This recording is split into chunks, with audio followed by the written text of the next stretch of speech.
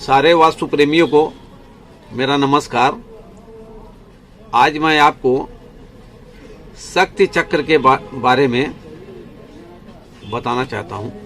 जो ये शक्ति चक्र है, इसमें देवताओं के गलत वर्ण के बारे में कुछ बताना चाहता हूं।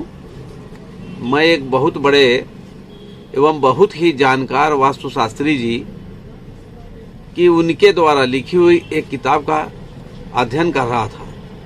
उस किताब में उन्होंने बताया कि पुराने समय में ऊर्जा क्षेत्रों का जो रंग होता था वो पहले जैसा ही होता था।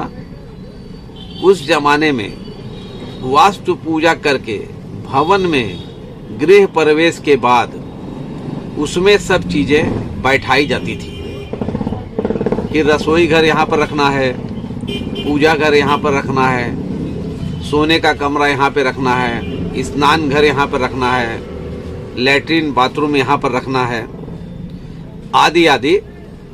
और यह सब होते ही ऊर्जा क्षेत्रों के रंग बदल जाते थे। मैंने इसको कई बार बहुत बारीकी से पढ़ा और समझने की कोशिश किया, तो यह बात हमारे समझ में नहीं आई और हमारे समझ से परे थी।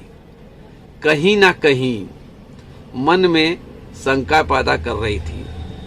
मैंने एक चीज और देखा कि इस शक्ति चक्र में यस-8 में जो मृग देवता है, ई-8 में जो अंतरिक्ष देवता है, यस-7 में जो भिंगराज देवता है और W-7 में जो सोस देवता है, यन-4 में भल्लाट देवता है, विवस्वान है, मित्र है, यमभूधर देवता के साथ साथ करीब करीब ज्यादातर देवताओं के वर्ण में शास्त्रों के विपरीत दिखलाया गया है, दर्शाया गया है।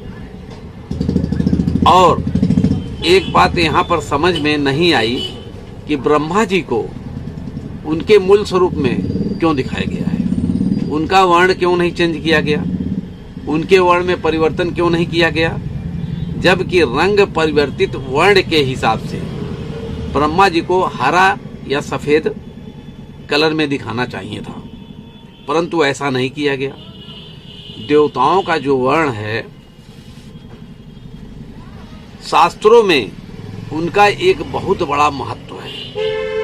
कौन सा देवता भवन में रहते हुए किस पंच तत्वों की प्रतिनिधित्व करता है, यह एक अलग और गंभीर विषय है और थोड़ा लंबा भी है। समय मिला तो इसके बारे में मैं आपको बहुत विस्तार एवं संक्षिप्त से बताऊंगा। मैं यहाँ यही बताना चाहूँगा कि जो आप शक्ति चक्र देख रहे हैं, इसे किसी न किसी बहुत बड़े ज्ञानी जानकार वास्तुशास्त्री द्वारा बनाया गया होगा। मैंने इस पर बहुत बारीकी से कई बार अध्ययन किया और इस शक्ति चक्र के हिसाब से कई लोगों के मकान का पंच तत्वों को ध्यान में रखते हुए वास्तु किया और दरवाजों के गलत प्रभाव को इस शक्ति चक्र के हिसाब से ब्लॉक भी किया।